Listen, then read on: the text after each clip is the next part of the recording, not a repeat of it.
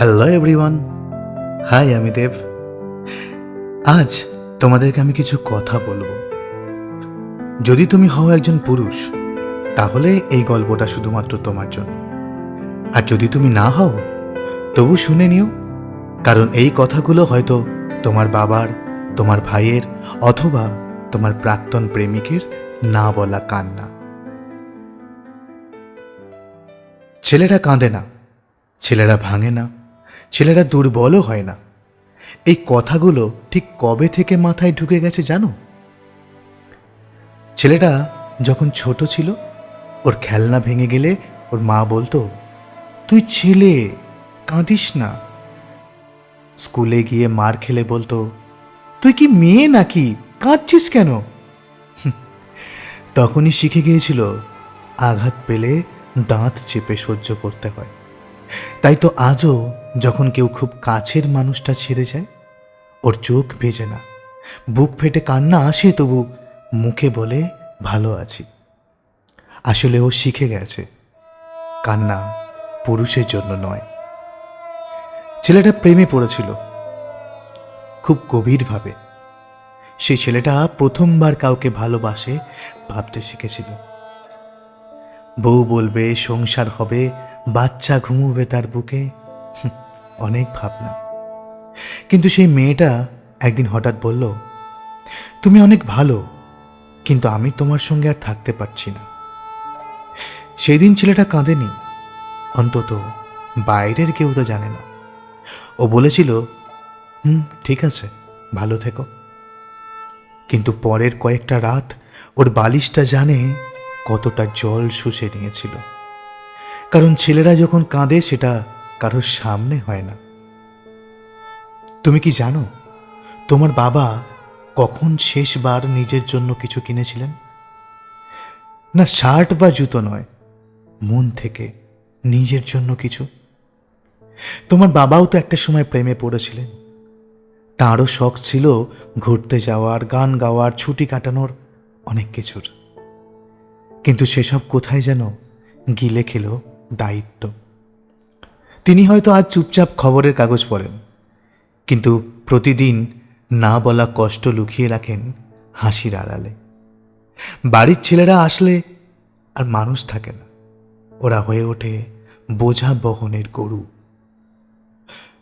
সবাই বলে ছেলেরা নাকি বন্ধুত্ব ধরে রাখতে জানে, কিন্তু জানো সময়ের সাথে কত বন্ধু কাঁধ ছেড়ে চলে যায়।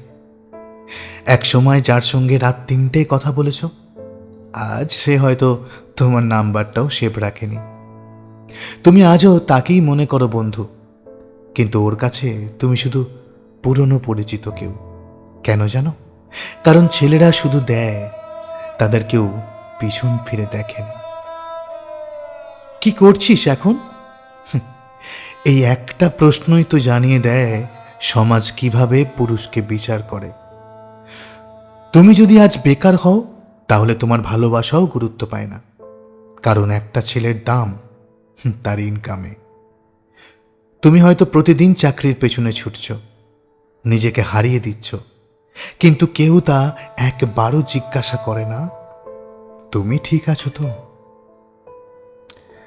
ছেলেরা গান গাইতে চায়, ছবি আঁকতে চায়, লেখক হতে চায়, অনেক কিছু, কিন্তু বলে ওইসব দিয়ে কি পেট চলবে?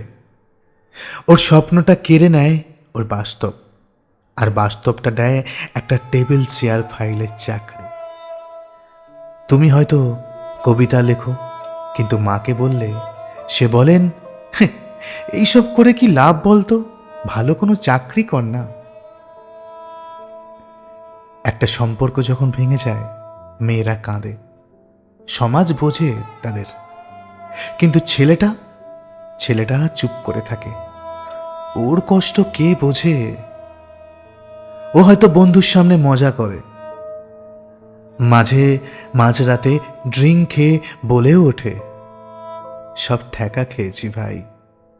কিন্তু আসলে আসলে ওর বুকের ভেতরটা রক্তাক্ত। তবু কেউ বোঝে না, কারণ ও তো ছেলে, তাই না? পুরুষ মানেই শক্ত, পুরুষ মানেই নির্লিপ্ত, এই ব্যাখ্যাটা ভুল। পুরুষেরাও কাঁদে, পুরুষেরাও ভাঙে, তাদেরও সহচর্য লাগে, ভালোবাসা লাগে, তাদেরও গলা শুকিয়ে আসে বলে ফেলতে ভালো থাকিস, যখন তারা জানে তারা ভালো নেই। এই গল্পটা যদি তুমি শুনে থাকো, আর যদি তুমি একজন পুরুষ হও, তাহলে আমি জানি তোমার বুকের ভেতর কোথাও একটু কেঁপে উঠেছে। আর যদি তুমি পুরুষ না হও, তাহলে অনুরোধ রইল তাদের অনুভব করো যাদের কথা এতক্ষণ বললাম, কারণ তারাও কিন্তু মানুষ। আজকের মতো এখানেই শেষ করছি, কিন্তু হ্যাঁ, আজ রাতে ঘুমোতে যাওয়ার আগে মনে রেখো একটা কথা, যে কাঁদে না সে ব্যথা পায় না, এই ধারণাটা কিন্তু ভুল। পুরুষরাও ব্যথা পায়, শুধু কাঁদে না।